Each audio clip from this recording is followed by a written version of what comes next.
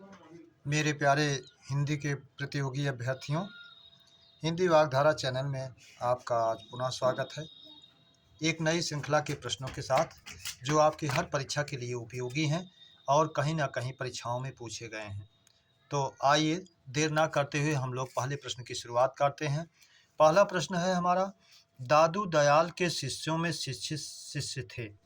ए Sundardas, B Dharmdas, सी दोनों, D कोई नहीं।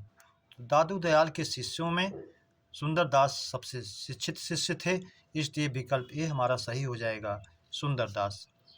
प्रश्न नंबर 2, निर्गुण धारा के शिष्यों में सबसे शिक्षित शिष्य थे।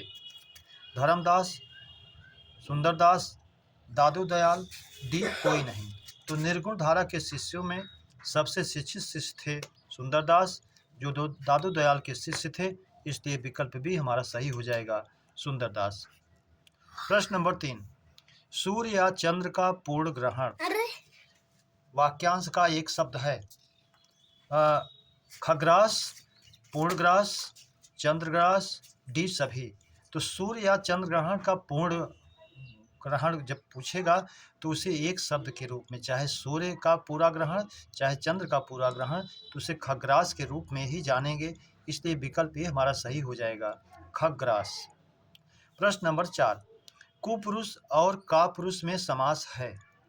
ए कर्मधारय, बी द्वंद्व, सी तत्पुरुष, डी अव्ययी भाव। तो कुपुरुष और कापुरुष, कु माने खराब, जो विशेषण का काम कर रहा है, खराब पुरुष, और कापुरुष कायर पुरुष। तो दोनों विशेषण और विशेष की तरह प्रयुक्त हुए हैं दोनों शब्दों में, इसलिए विशेषण और विशेष युक्त समास कर्मधारय होता है। विकल्प ए हमारा सही हो जाएगा, कर्मधारय। अगला प्रश्न है हमारा, विशेषण के भेद हैं। ए 3, बी 4, सी 5, डी 6। तो सामान्य रूप से हमारे विशेषण के भेद 4 होते हैं। अगर 4 ना दिया हो तो हम 3 मानेंगे ही, इसलिए बी हमारा सही हो जाएगा, 4। आप जानते हैं गुणवाचक, परिमाणवाचक, संख्यावाचक और सार्वनामिक 4 विशेषण होते हैं। अगला प्रश्न, कामता प्रसाद गुरु और वासुदेव नंदन के अनुसार विशेषण के भेद हैं।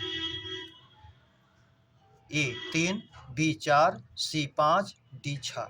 तो कामता प्रसाद गुरु और वासुदेव नंदन दोनों ने ही विशेषण के 3 भेद माना है।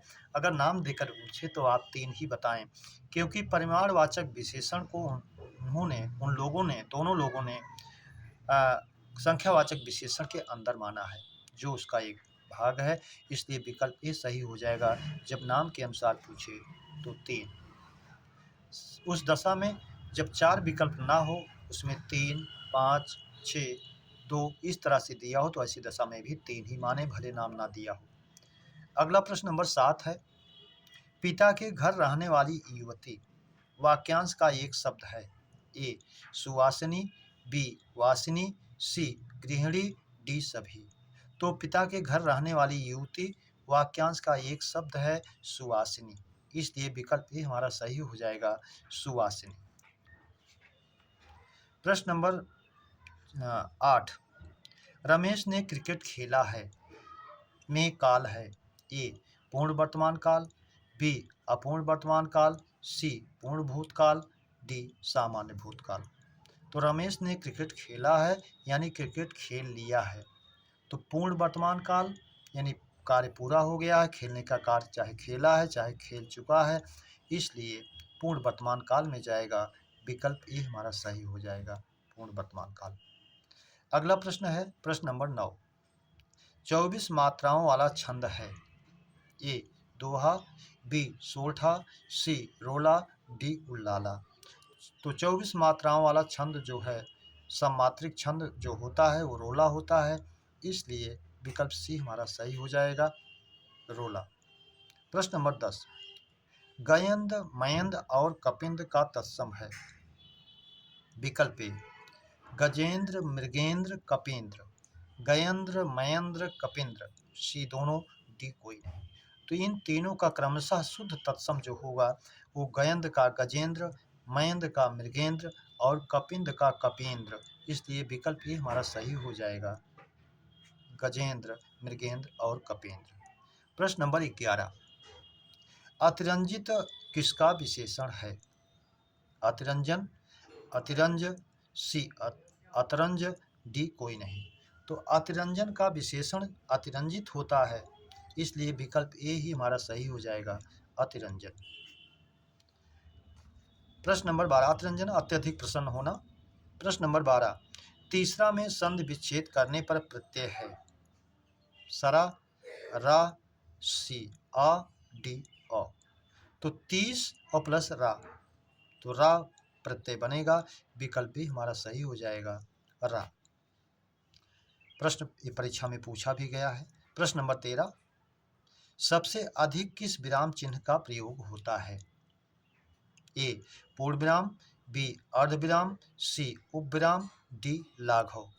तो सबसे अधिक विराम चिन्ह का प्रयोग जो होता है वो पूर्ण विराम होता है, इसलिए विकल्प ए हमारा सही हो जाएगा, पूर्ण विराम। प्रश्न नंबर 14, किस वर्ण से शब्द शुरू नहीं होता? ए ड़ा, बी ढ़ा, सी दोनों, डी च। तो ड़ा और ढ़ा जिसे आप उत्क्षिप्त वर्ण, उत्सृप वर्ण आप जानते हैं, और ये जो है इनसे शब्द की शुरुआत नहीं होती है, तो अड़ा और अढ़ा दोनों हैं, इसलिए विकल्प सी हमारा हो जाएगा, दोनों। इसी को ताड़नजात भी कहते हैं। प्रश्न नंबर 15, जिंदगी में प्रत्यय है? ए घी, बी दगी, सी ई, डी कोई नहीं। तो जिंदगी में प्रत्यय होगा घी, जिंदा प्लस घी, जिंदगी, इसलिए विकल्प ए हमारा सही हो जाएगा, घी।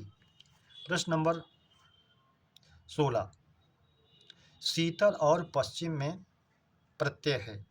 ला, इम, बी तल, इम, सी मा, ला, डी ला, मा। तो शीतल और पश्चिम में जो तत्सम बनेगा वो प्रत्यय बनेगा, वो ला शीतल में और पश्चिम में इम, विकल्प ए ही हमारा सही हो जाएगा। अगला प्रश्न है हमारा 17, नयन में प्रत्यय है? न, अन, न, अन। तो नयन में आप जानते भी हैं अयाद स्वर संधि में कि ने प्लस अन होता है, उसमें प्रत्यय के रूप में अन का प्रयोग होता है, इसलिए विकल्प भी हमारा सही हो जाएगा, अन।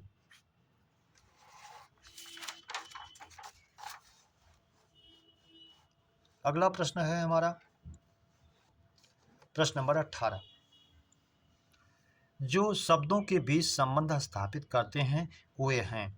ए परसर्ग, बी उपसर्ग, सी प्रत्यय, डी कोई नहीं। तो शब्दों के बीच जो संबंध स्थापित करते हैं उन्हें कारक या परसर्ग कहा जाता है, इसलिए विकल्प ए हमारा सही हो जाएगा, परसर्ग। प्रश्न नंबर 19, अनेकार्थक शब्द श्रुति का अर्थ है? ए वेद, बी कान, सी दोनों, डी कोई नहीं। तो श्रुति का अर्थ वेद भी होता है, कान भी होता है, इसलिए विकल्प सी हमारा सही हो जाएगा, दोनों। प्रश्न नंबर 20, किसी कथन के बदले कथन वाक्यांश का एक शब्द है? ए प्रत्युक्त, बी प्रत्युत्तर, सी प्रत्युत, डी प्रत्याय। तो किसी कथन के बदले कथन जिसे प्रत्युक्त कहते हैं, और उत्तर के बदले दिया गया उत्तर प्रत्युत्तर होता है, लेकिन यहाँ कथन के बदले कथन पूछा है, इसलिए विकल्प ये सही हो जाएगा, प्रत्युक्त।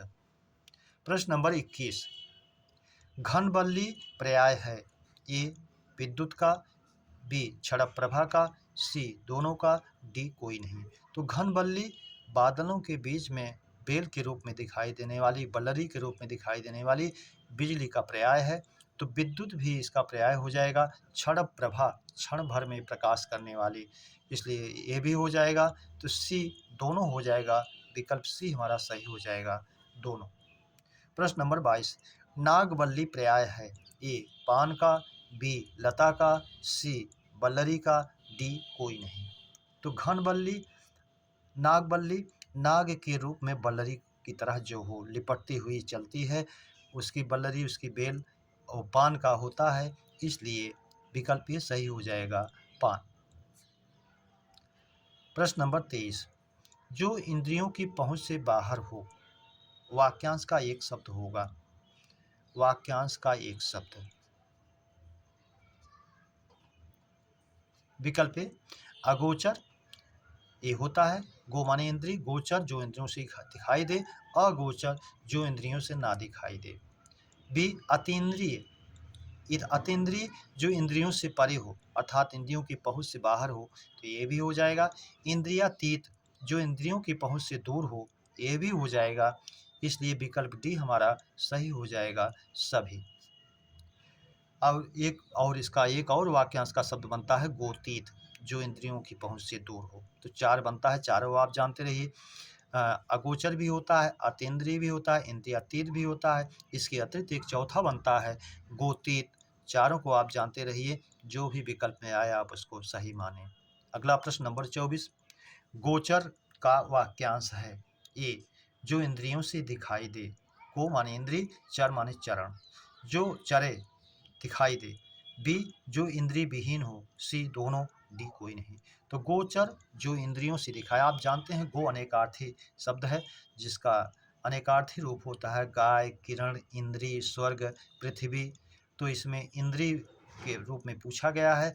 चर जो इंद्रियों की दृष्टि में हो, इंद्रियों के चरण में हो, तो गोचर है, तो जो इंद्रियों से दिखाई दे। विकल्प ए हमारा सही हो जाएगा। प्रश्न नंबर 25। रीति और ब्रह्मा अनेकार्थी किसका है? ए विधि का, बी व्यंजक का, सी विहित का, डी प्रकार का। तो रीति और ब्रह्मा दोनों का अनेकार्थी एक शब्द है विधि। विकल्प ए हमारा सही हो जाएगा। विधि माने ब्रह्मा भी और विधि माने रीति भी, तरीका भी। विरंच जो है ब्रह्मा का पर्यायवाची है। प्रश्न नंबर 26। किसी शब्द में गण का योग होने पर पूर्व पद दीर्घांत स्वर यानी ई हो तो परिवर्तित हो जाता है किसमें? विकल्प ए ह्रस्व ई, बी ई, सी दोनों, डी कोई नहीं। तो किसी दीर्घांत शब्द वाले दीर्घांत ई वाले जिसका अंत जो है दीर्घांत हो, ई के रूप में हो, और उसमें गण का योग किया जाए, तो वो दीर्घ ई जो है ह्रस्व ई में बदल जाता है। जैसे आप कहते हैं पक्षीगण, तो पक्षीगण हो जाता है। मंत्रीगण, मंत्रीगण हो जाता है। तो उसका रूप दीर्घांत ई का ह्रस्व ई में परिवर्तित हो जाता है। विकल्प ए हमारा सही हो जाएगा, ई। अगला प्रश्न 27। इत प्रत्यय युक्त शब्द है। पठित, बी लिखित, सी हसित, डी सभी।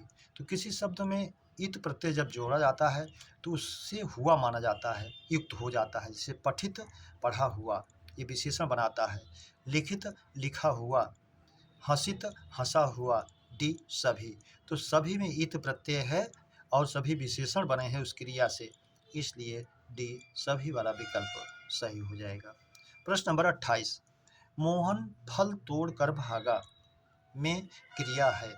ए पूर्वकालिक, बी तात्कालिक, सी प्रेरणार्थक, डी यौगिक। मोहन फूल तोड़ कर भागा यानी पहले फूल तोड़ा फिर भागा। एक क्रिया को पूरी कर दूसरी क्रिया को प्रारंभ किया, भागने का काम शुरू किया, इसलिए पूर्वकालिक क्रिया में जाएगा। विकल्प ए हमारा सही हो जाएगा। आप जानते हैं कर्ता जब एक क्रिया को पूरी कर दूसरी क्रिया को शुरू करता है तो पहले पूरी होने वाली क्रिया में पूर्वकालिक क्रिया हो जाती है। विकल्प भी तात्कालिक कह रहा है। जब दो क्रियाओं में समय का अंतर ना होकर के केवल क्रम का अंतर हो, तात्कालिक क्रिया होती है। जैसे शेर को देखते ही वह बेहोश हो गया, यहाँ दोनों क्रियाओं में अंतर ना होकर के क्रम का अंतर है, समय का अंतर नहीं है। सी प्रेरणार्थक क्रिया नहीं है, कर्ता स्वयं न कार्य करके दूसरों से करवाता है, ऐसा कुछ वाक्य में नहीं है। यौगिक दो क्रियाओं का योग भी नहीं दिखाया गया है, इसलिए योग ही नहीं है। प्रश्न नंबर 29। वह उसे हंसा रहा है। त्रुटि बस वहाँ हो गया है, ये वह शब्द है, वह उसे हंसा रहा है में क्रिया है अकर्मक, सकर्मक, सी एक कर्मक, डी द्विकर्मक। तो वह हंसना तो अकर्मक क्रिया है, लेकिन अगर वो प्रेरणार्थक हो जाए तो सकर्मक हो जाती है। इसलिए हंसना अकर्मक होते हुए भी उसको हंसाने का काम कर रही, प्रेरणार्थक काम कर रहा है, इसलिए सकर्मक हो गई। विकल्प भी हमारा सही हो जाएगा सकर्मक। प्रश्न नंबर 30, दूसरों को गिराना अच्छी बात नहीं में क्रिया है। ए अकर्मक, बी सकर्मक, सी दोनों, डी कोई नहीं। तो अब गिरना से गिराना, दूसरों को गिराना जब क्रिया पेड़ार्थक कर दी जाए तो गिरना अकर्मक था, लेकिन जब उसको सकर्मक बनाया गया, गिरना से गिराना किया गया, तो अकर्मक क्रिया सकर्मक हो जाती है। आप नियम भी जानते हैं, इसलिए विकल्प भी हमारा सही हो जाएगा सकर्मक। प्रश्न नंबर 31, वह दर्द के मारे कराह रहा था में कारक है। कर्म कारक, करण कारक, संप्रदान कारक, अपादान कारक। तो के मारे, दर्द के मारे यानी दर्द के माध्यम से, दर्द के कारण, दर्द से कराह रहा था, माध्यम उसका के मारे के रूप में जाएगा, से के रूप में जाएगा, करण कारक हो जाएगा, इसलिए विकल्प भी हमारा सही हो जाएगा करण कारक। प्रश्न नंबर 32, मोहन ने राजेश को रुपए दिए में कारक है। ए करण कारक, बी संप्रदान कारक, सी अपादान कारक, डी संबंध कारक। तो मोहन ने राजेश को रुपए दिए, यहाँ देने का भाव आया है, इसलिए जो है संप्रदान कारक होगा और विकल्प सही हो जाएगा हमारा बी संप्रदान कारक। प्रश्न नंबर 33, आधि उपसर्ग है। ए अधिकार, बी अधिकृत, सी अध्यादेश, डी सभी में। आधि उपसर्ग जो है अधिकार में भी है, अधिकृत में भी है, अधि प्लस आदेश अध्यादेश में भी है, इसलिए विकल्प डी हमारा सही हो जाएगा सभी। प्रश्न नंबर 34, रुग्णता का विलोम है। रुग्णता भाववाचक संज्ञा हो गई जो रोग से युक्त है, जिसमें रोगी होने का भाव है, विलोम बन जाएगा निरुचता, रुजता, रोगिता, सभी। तो रुग्णता जो रोगयुक्त है, निरुचता जिसमें रोग नहीं है, निरोग है, इसलिए निरोग होने का भाव है, विकल्प ए हमारा सही हो जाएगा निरुचता। मेरे प्यारे बच्चों, इस श्रृंखला के प्रश्नों की चर्चा परिचर्चा हम लोगों ने वीडियो में किया। उम्मीद करता हूँ श्रृंखला के प्रश्न आपको बेहतर लगे हों, तो अपने मित्रों को सब्सक्राइब, लाइक और शेयर जरूर करें। इसी उम्मीद और अपेक्षा के साथ अगली श्रृंखला के मिलने तक आप सभी को हृदय से धन्यवाद। जय हिंद।